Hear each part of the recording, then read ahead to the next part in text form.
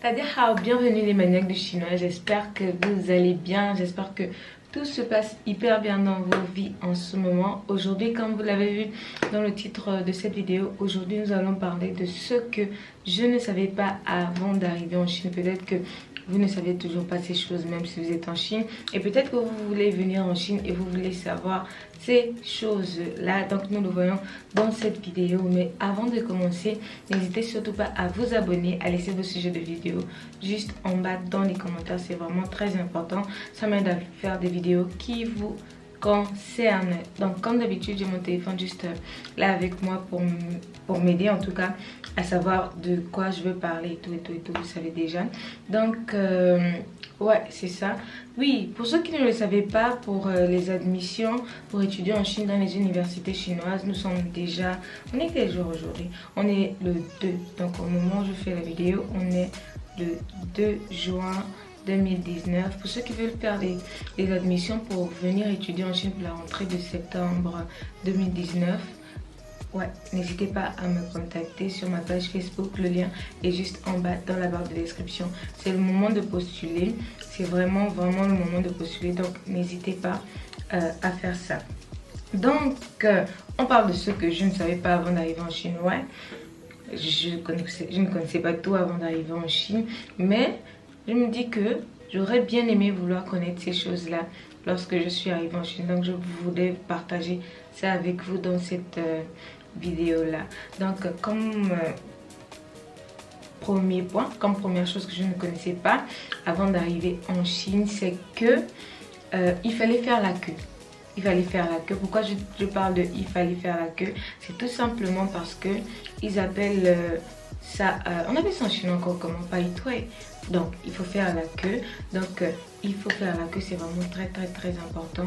Partout où vous allez, vous devez prendre, si vous prenez le bus, vous devez faire la queue. Si vous allez à la banque, vous prenez un numéro pour faire la queue. Si vous devez aller au vestiaire, il faut faire la queue. Vraiment, en fait, pour moi, c'est la première fois que je vois ça. En tout cas, dans ma vie, il n'y a qu'ici en Chine que j'ai vu ça. Pour aller aux toilettes, il faut faire la queue. Donc, si vous allez aux toilettes et que vous voyez plusieurs personnes s'aligner, ne les traversez pas. Mettez-vous juste à la fin de la queue pour aller aux toilettes. Donc, c'est la même chose si vous voulez aller au distributeur d'eau, tout ça. Il faut toujours faire la queue. C'est très important. Et c'est mal poli, mal vu en fait en Chine de dépasser la queue. Donc, faites toujours la queue, faites toujours la ligne en chinoise. En Chine, c'est vraiment très important. Et c'est tout ça en fait la politesse chinoise. Donc la politesse et la culture chinoise. Apprenez à faire la queue. C'est que c'est quelque chose qui n'est pas vraiment très francophone, on va dire, parce que nous, je pense pas que les francophones, on sait faire la queue. On a toujours l'habitude de sauter des gens, bousculer les gens pour arriver en tout cas. Mais il faut toujours faire la queue ici en Chine. Donc le deuxième point, la deuxième chose que je ne savais pas avant d'arriver en Chine, c'est qu'il y avait des noirs. Oui, bon, il y a des noirs en Chine, oui, mais je ne pensais pas qu'il y avait autant de noirs en Chine. Je ne sais pas si vous comprenez ce que je veux dire. En fait, il y a des noirs en Chine, mais je ne disais pas qu'il y en avait autant. Je me disais peut-être que lorsque j'allais arriver en Chine, il devait y avoir peut-être deux noirs, peut-être trois noirs. Donc quand je parle de noirs, je parle de personnes noires. Donc de type de peau noire. Donc c'est ça. Et lorsque j'arrive, ouais, à l'université, il y a des noirs. Il y a des Angolais, il y a des Gabonais, il y a des Camerounais, il y a des Congolais, des Centrafricains, des Togolais, des Maliens. En fait, il y a des noirs en fait en Chine.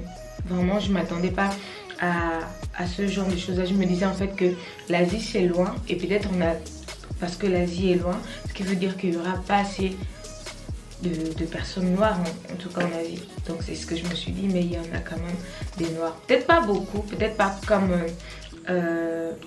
en France, mais il y a des noirs en fait. Peut-être pas comme en France, peut-être pas comme aux États-Unis, ou peut-être pas comme en Afrique, mais il y a des noirs en Chine. Donc comme troisième point, c'est ne pas boire l'eau du robinet. Donc je ne savais pas en fait que en Chine il ne fallait pas boire l'eau du robinet. Je sais que mon père, je pense que le jour où je prenais l'avion, il m'avait dit de ne pas boire de l'eau du robinet, mais je pensais, en fait, j'avais écouté sans entendre, en fait, sans comprendre ce qu'il avait dit.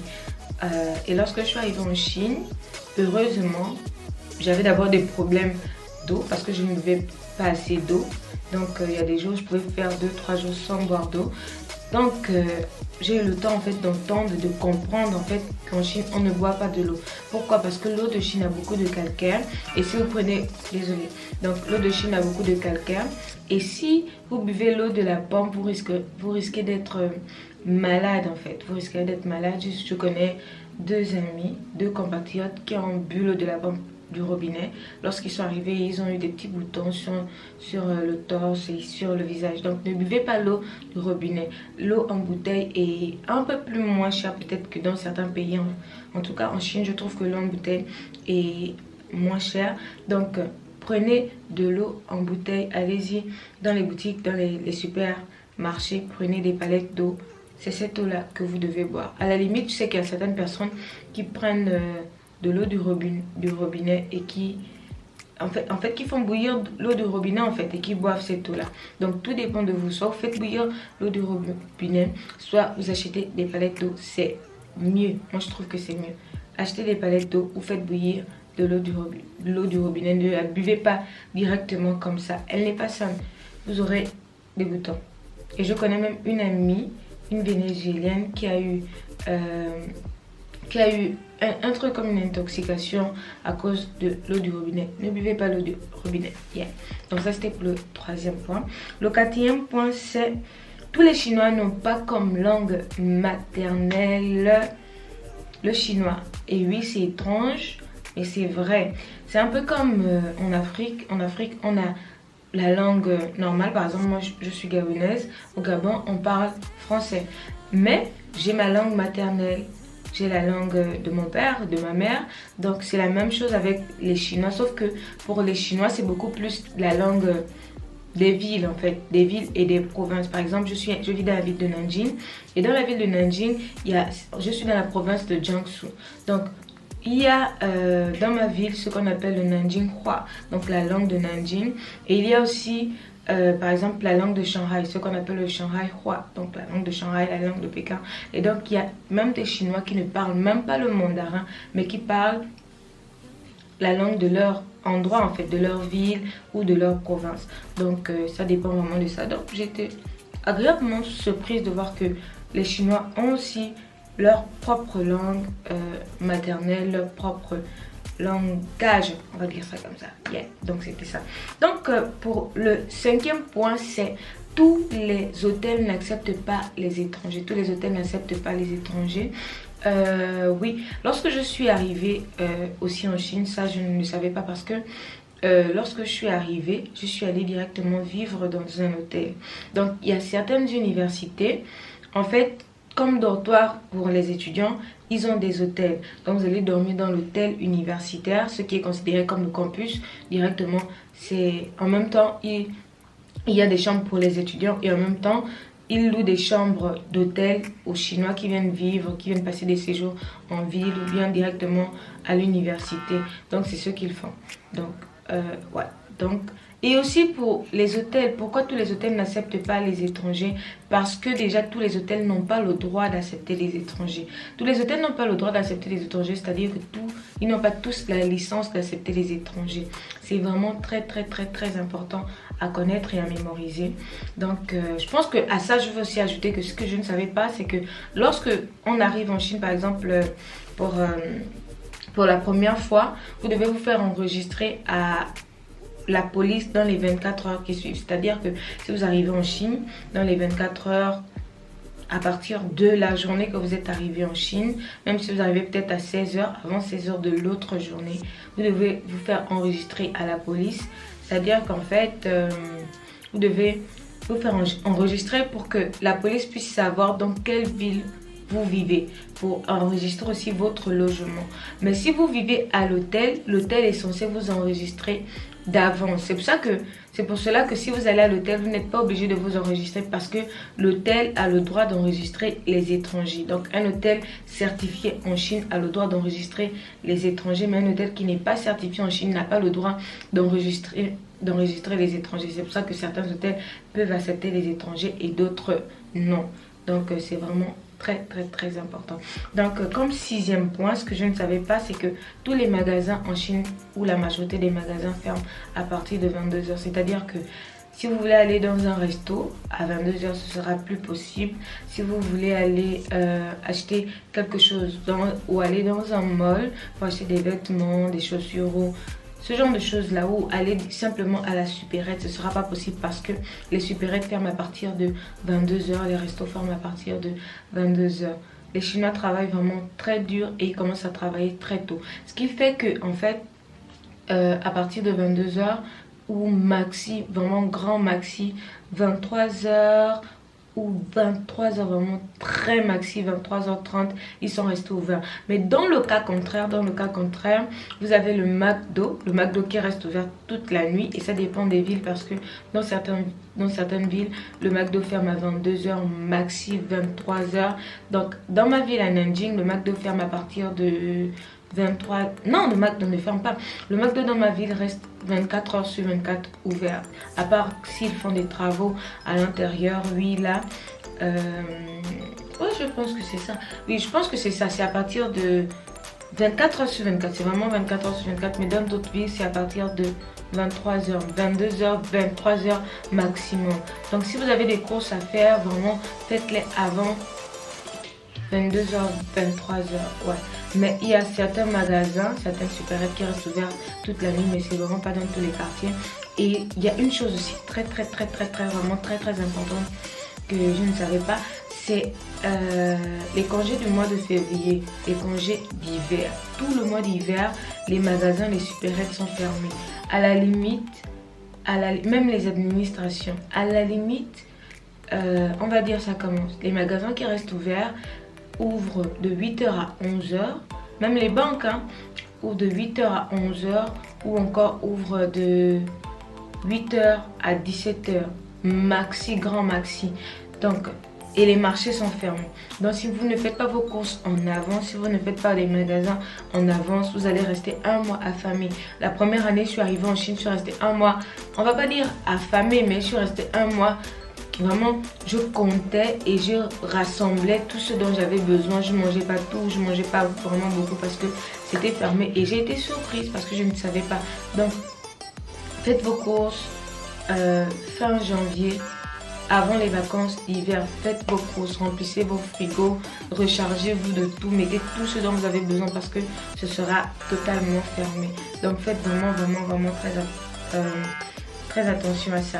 Donc, ce que je ne savais pas aussi, désolé, oui, ce que je ne savais pas aussi, c'est qu'il, le 7e point, c'est qu'il, le 7e point que j'avais mis, c'est qu'il ne faut pas se faire enregistrer, c'est qu'il faut se faire enregistrer à la police 24 heures en avance, mais ça je l'ai déjà dit, donc on considère ça directement comme notre 8e point.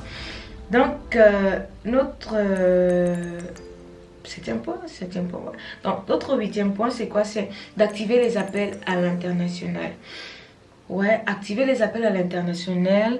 Je pense que lorsque je suis arrivée, c'est un ami qui m'avait aidé parce que lorsque vous avez votre puce chinoise, vous ne pouvez pas directement appeler à l'international avec cette puce chinoise-là. Parce que ce crédit-là, il n'appelle pas à l'international. Je crois, parce que je l'avais expliqué à un ami qui est en France, il m'avait dit que c'est la même chose en France. Vous devez prendre une carte à l'international pour pouvoir appeler à l'international.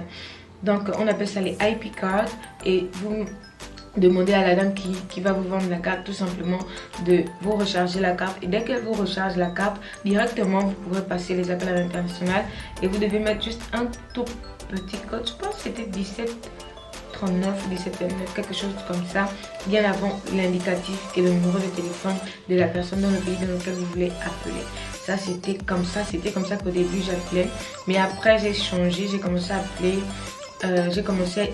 J'ai désactivé, je suis directement allée à la maison de China Mobile parce que j'utilise China Mobile pour qu'ils puissent directement couper ça et que je puisse appeler directement avec mon crédit normal.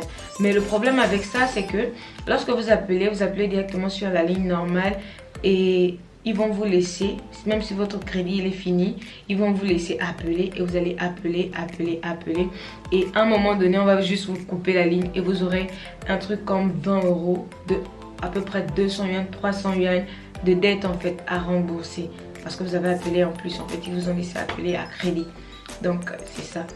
À vous de faire votre choix. Ou vous utilisez les cartes et lorsque votre crédit termine, c'est fini, vous rechargez. Soit vous appelez directement avec la puce et puis si vous appelez en plus à crédit, vous allez payer un surplus et c'est souvent plus cher le surplus. Donc c'était ça. Donc notre 9e point, je pense, notre 9e point, c'est la sécurité en Chine. Donc la sécurité en Chine, j'ai vu une vidéo sur, je pense, de France 24 sur YouTube où on parlait de la sécurité en Chine, où on parlait des caméras en Chine, ce qu'il y a de vol en Chine peut-être. Donc je vais répondre à cette question. Déjà j'ai à peu près déjà 3 ans en Chine et je me suis jamais fait voler dans ma vie normale. C'est-à-dire que un jour même j'ai oublié mon portefeuille, mon porte-monnaie au McDo. Je l'ai oublié le matin, je pense vers 9h, 10h. Et je l'ai oublié et je me suis rappelé vers 17h du soir, en tout cas 17h dans 5h du soir que j'avais oublié mon portefeuille au McDo. Je suis retournée et puis le caissier a juste pris mon portefeuille et il me l'a remis. Donc c'est ça, je pense pas qu'il y a trop de vols vraiment en tant que tel en Chine. Et aussi l'effet de sécurité, les gens disent que les caméras sont sur nous, on regarde, on voit tout ce qu'on fait dans notre vie. Je peux vous assurer que même s'il y a des caméras partout, je ne me sens pas regardée par ces caméras là, je ne me sens pas espionnée par ces caméras là. Donc le dernier point c'est le téléphone. Le téléphone. Vraiment je ne sais pas si je connaissais l'importance du téléphone ou bien si j'ai déjà utilisé mon téléphone avant comme j'utilisais mon téléphone en Chine. Vraiment le téléphone est l'élément essentiel. C'est-à-dire que vous pouvez ne même pas avoir à manger, vous pouvez ne pas avoir à boire en Chine, mais vous avez besoin de votre téléphone parce que votre téléphone va vous permettre d'avoir à manger et à boire. On paie avec le téléphone, en fait on vous envoie l'argent avec votre téléphone, vous envoyez de l'argent d'un compte bancaire à un autre compte bancaire avec votre téléphone. En fait, dans la vie de tous les jours, vous avez besoin absolument de votre téléphone. Vos professeurs en classe vous envoient vos devoirs, vos projets d'études avec le téléphone. Le téléphone est l'élément essentiel. En fait, je ne le savais même pas. Je ne connaissais vraiment pas l'importance du téléphone avant d'arriver en Chine. Vous avez besoin du téléphone pour parler, pour communiquer avec vos parents, communiquer avec vos amis, parler, avoir l'information, pour avoir l'information en temps et en heure. Parce que l'information est très importante. Si je peux même ajouter ça comme point, l'information. Ce que je ne savais pas en Chine, c'est que l'information est vraiment très importante en Chine. Donc ça va de pair avec le téléphone. Donc si l'information est importante et que l'information passe par le téléphone, vous avez besoin d'un téléphone.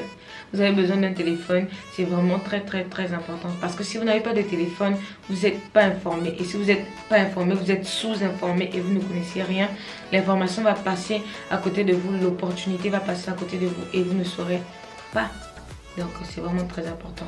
Même pour vos études, même pour votre business, vous parlez avec vos fournisseurs. Vos fournisseurs vont vous demander, est-ce que vous avez WeChat?